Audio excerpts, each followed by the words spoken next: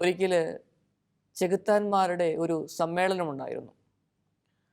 ആ സമ്മേളനത്തിൽ വളരെ പ്രധാനപ്പെട്ട തീരുമാനങ്ങളൊക്കെ അവരെടുത്ത ഒരു പ്രധാനപ്പെട്ട തീരുമാനം എന്ന് പറയുന്നത്, അവരിപ്പോൾ ഉപയോഗിക്കുന്ന ഉപകരണങ്ങളൊക്കെ വളരെ കാലപ്പഴക്കം നിറഞ്ഞ ഉപകരണങ്ങളാണ്. അതുകൊണ്ട് അവരുടെ പണിയിൽ നിന്ന് പൂർണ്ണമായിട്ട് പിന്മാറാനായിട്ട് അവരൊരു തീരുമാനമെടുത്തു. അങ്ങനെ വന്നു കഴിയുമ്പോൾ ഈ പഴയ ഉപകരണങ്ങളൊക്കെ വിറ്റ് കളയണമല്ലോ. അത് സെയിൽസിന് വെക്കുകയാണ് ചെയ്യുന്നത്. നമുക്കറിയാം, ഇപ്പോഴത്തെ കാലത്ത് ഒന്നെടുത്താൽ രണ്ടെണ്ണം കിട്ടുന്ന സ്ഥിതിവിശേഷങ്ങളൊക്കെ ഉണ്ട്. അതുപോലെ ഈ ചെകുത്താന്മാർ അവരുടെ പഴയ ഉപകരണങ്ങളൊക്കെ വിൽപ്പനയ്ക്ക് ഇട്ടു. പ്രധാനമായിട്ടും അസൂയ, അത്യാഗ്രഹം, മുൻകോപം, ആസക്തി, കുത്തിത്തിരിപ്പ്, ഭിന്നത, അങ്ങനെ തുടങ്ങിയ പഴയ ഉപകരണങ്ങളൊക്കെ സെയിൽസിനിട്ടു. അങ്ങനെ ഇരിക്കുന്ന സമയത്ത് ഒരു ഉപകരണം മാത്രം വളരെ പഴക്കമുള്ള ഉപകരണമാണ്, പക്ഷേ അതിൻ്റെ മാത്രം വില ഇരട്ടിയാണ്. കൂടാതെ അത് സാധാരണക്കാർക്ക് താങ്ങാൻ പോലും പറ്റാവുന്നതിലധികമുള്ള ഒരു വിലയുള്ള ഒരു ഉപകരണമാണ്.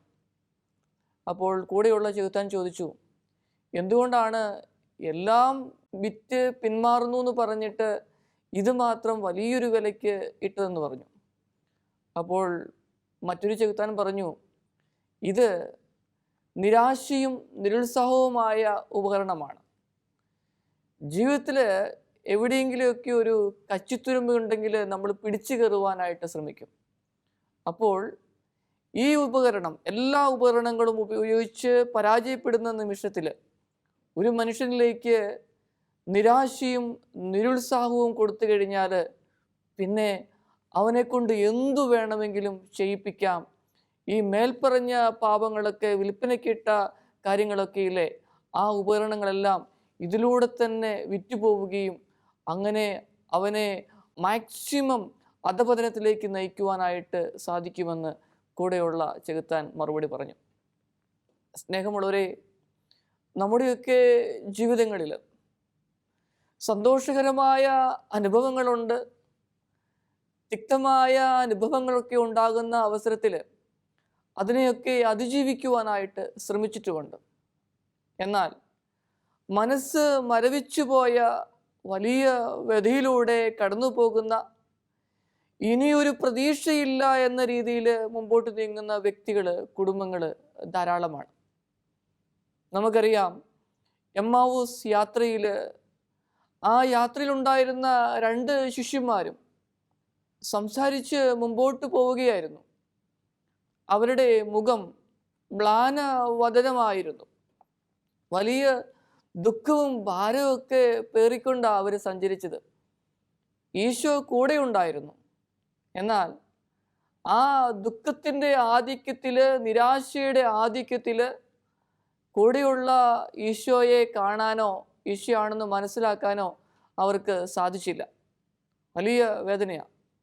പിന്നെ പതുക്കെയാണ് ആ ഈശോയുടെ സാന്നിധ്യം മൂലം സൂര്യപ്രകാശത്തിലെ ഹിമഗണങ്ങൾ ഭൂമിയോട് അലിഞ്ഞു ചേരുന്നത് പോലെ പതുക്കെ അവരുടെ നിരാശയെല്ലാം മാറി അത് ഈശോ ആണെന്ന് മനസ്സിലാക്കി വലിയ പ്രതീക്ഷയിലേക്ക് വരുന്ന ഒരു ചിത്രം.